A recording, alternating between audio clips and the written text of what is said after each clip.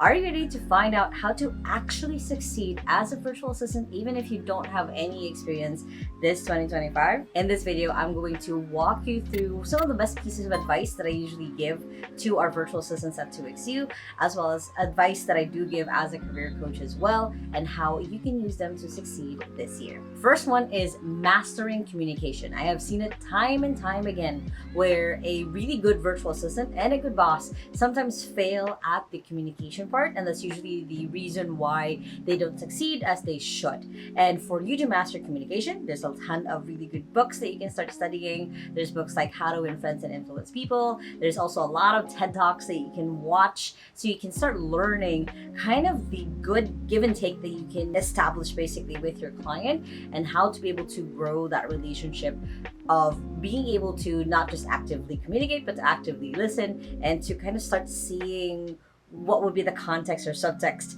that your client might mean when they say one thing or the other. It's also learning how to master the art of asking really good questions. It's also part of the communication, is learning how to be able to get what the client actually sees in their head, especially when they're just forming that idea, and being able to coax it out of them, ask them the right questions, get that vision, so then you guys are speaking the same language. And I've seen it where someone who had more of a Western background versus the more Asian background have a miscommunication just because they had a different image in their head when they said one thing versus the other. So mastering communication, that's why I put it first and foremost as something that will help you succeed in 2025, is learning how to not just speak up, but communicate rightly and in the best way when it comes to working with your client, and being able to ask them the right questions so you can make sure that you guys are on the same level. Next is learning how to plan ahead. And this is kind of just generally in life as well, but as a virtual assistant, you will then start noticing patterns, which is my next tip, is start noticing patterns of how things usually are when it comes to working with you and your clients. So as a really good example, every single month you guys are doing payroll, you guys are sending invoices or paying off bills.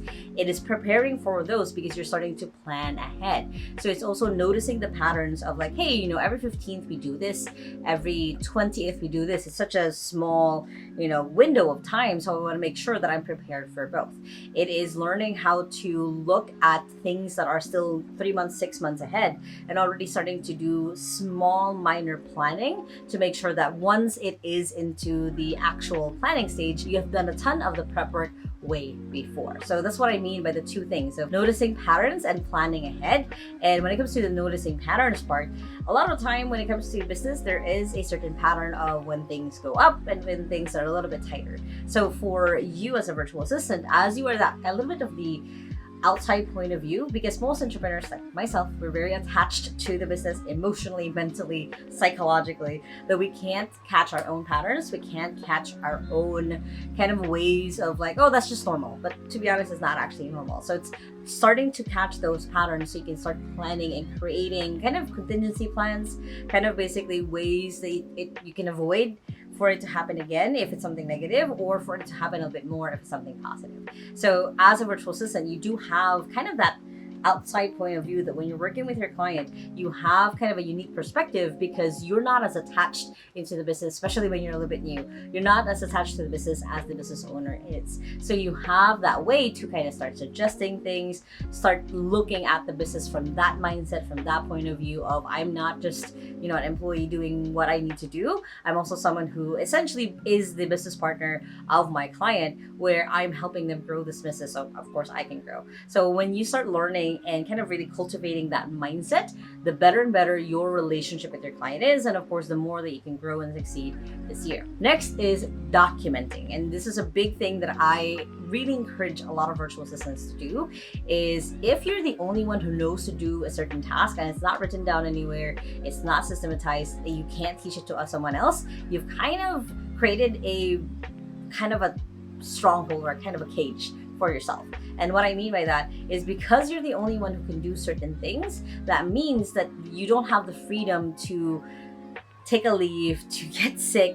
You don't have kind of the balance of being able to have a life because you're the only one who knows it. Imagine that your mom never passed down your favorite recipe to anyone else. The buck stops with you. You're the only one who knows it. No one else can learn it. So then every single time something goes wrong, then you're the one who has to actually make sure that you get that done. So what I mean by documenting is start to write down and create your standard operating procedures when it comes to the tasks and creating templates and assets for yourself, so that every single time, one, it's a little bit easier because you do have now a standard process on how to do it.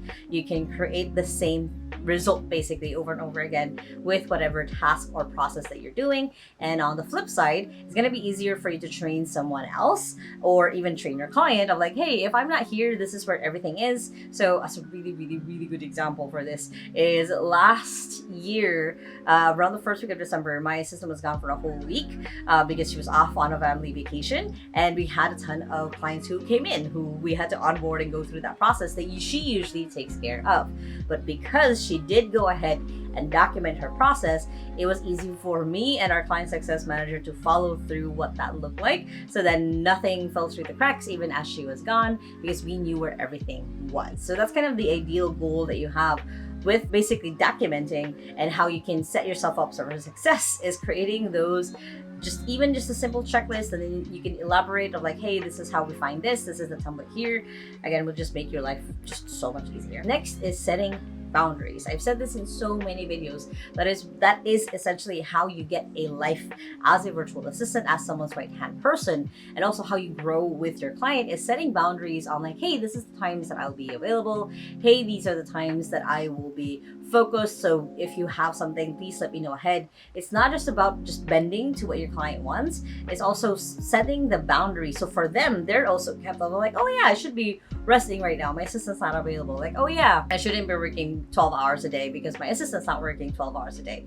So by setting boundaries, not only are you kind of keeping your own peace of like, what are the times that you are going to be off, you're also kind of teaching your client of like, hey, this is not normal. You know, you working 12, 16 hours a day, that's not normal. Let me like help you kind of get that time back by doing the tasks that you don't want to do, that you're not the expert in, and also teach you a little bit of like, hey, this is how we can get you back into a little bit of a normal life. So when you set boundaries, you're not just helping yourself, you're also helping your client. Next is, of course, upgrading your skills. And that's the main thing about being a virtual assistant, is you're not kind of peg-holed into or not locked into just one skill. You're able to keep evolving yourself. You're able to keep learning new things. With AI, you can almost learn kind of anything about any skill. So as you are growing yourself, as you're growing your skills, this is a key thing, is reading books like How to Influence People, going through courses. Like I do have a couple of courses. One is how to become a virtual assistant with AI, and I have a ton of other videos on here. So looking at YouTube videos, it's constantly looking for ways to get better and better at something, because you never know if you find the greatest hack or the greatest way to make your life just a little bit easier, just by kind of upgrading and learning new things. But of course, with a lot of hard work, you need to also learn how to recharge. And it's different for every person. For me, obviously, I have a ton of books. That is how I recharge. I always have my, my Kindle with me wherever I go. That's how I recharge. It might be going for a walk. It might be just lying down on the bed and kind of just closing my eyes. I have my own ways of how I recharge, and it's important for you to learn how you recharge. And it's going to be, again, different for every person. Your friend who might also be a virtual assistant might go, gaming on Steam, or another friend might be the one or the type to go on coffee shops to work. So whatever it is, you have to find what it is that gives you that little recharge, the little oomph, and be able to do it basically, and put it maybe in your calendar of, every single week you have like, okay, this hour is for myself, for me to think and to refresh and to recharge. And that's basically continuing that pattern as well. And that brings me to the next point, which is blocking your calendar. Now, to succeed as a virtual assistant, not only do you have to set boundaries, or do you have to set your own habits and upgrade your skills and learn how to recharge, you have to put it on your calendar. And this is a tip that I learned from my favorite consultant and coach, Dan McPherson, where he taught me to actually put in my life into the calendar and not just let the business run my life. So what I mean by this is, on my calendar, I have the times when I want to work out. I have the times that I want to take and go to lunch, because sometimes I will forget. I have the time where I want to read. If I'm traveling, I give myself a lot of buffer time to make sure that I'm not working while rushing to the airport. So it's making sure that you add space for yourself to get things done on your calendar, rather than letting it fill up and not have any space for you to be able to take care of yourself. And lastly, find mentors. It's kind of a key thing as you are growing in any career, not just being a virtual assistant. In any career, finding mentors is one of the key ways that you can get that outside point of view. Remember earlier, as a virtual assistant, you have a unique point of view that's different from your client because they're not, you know, you're not as attached to the business as they are. It's the same thing by having a mentor or consultant or someone to look up to, is they can have a unique perspective and on where the things that you might be stuck at that you can get better at, and what are the areas that you can lean into a little bit more because that is your strength. And that's kind of the power of having a really good mentor. And I know a lot of you have asked me if I do provide, mentorship or coaching. I do, but to a very small amount of people because I do filter people through. So if you are interested, just let me know in the comments below and I'll probably send you the link. But again, that's a very essential part of your growth as a virtual assistant, is finding a mentor, finding a coach who can give you that other perspective, who can walk you through. And luckily for a lot of our virtual assistants at 2XU, they have their own success managers who basically are their mentors and their coaches who can support them through the process. So that's how important it is to have someone who's even just a few steps ahead of you to kind of be able to help pull you up. Now, I hope you guys like this video. Make sure to hit the thumbs up button right there and comment below any questions you might have when it comes to becoming a virtual assistant or succeeding as a virtual assistant. I would love to know. And if you still haven't yet, make sure to hit the subscribe button right there so you don't miss any of my videos every Sunday and Thursday on how to work from home and how to have a business from home, which you guys can check out through the playlist right here and the latest video right here. Hope you guys have an amazing day. Remember that small steps matters, and we'll see you in the next video. Bye!